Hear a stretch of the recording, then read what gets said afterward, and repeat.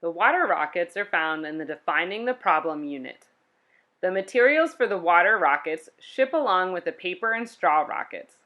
The materials include the launcher, paint and brushes, duct tape, foam balls, glue guns and slugs, chipboard, sand, and cardboard tubes. To assemble the launcher, all you will need to do is latch the pull string onto the trigger and attach the bike pump. Students will need to provide their own 2-liter bottles, but I find that emailing my school staff usually gets more than I need. Students will start by using the chipboard to design fins and will decide how many they want to put on their rockets. If you're using a hot glue gun to attach the fins, make sure it's on a low setting so that the bottles don't warp. Students will design their own rocket, but they should use the cardboard tubes for holding their payloads and the foam balls as their nose cones. Sand will be used as the payload, so students will need to figure out a way to attach the tube where the sand won't pour out.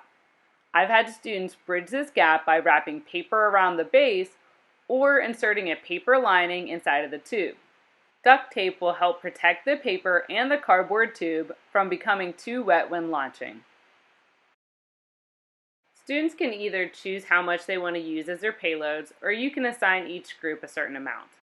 After the payload has been added, the foam ball can be attached to act as a nose cone.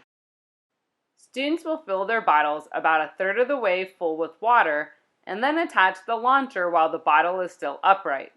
It will just snap into place over the O-ring.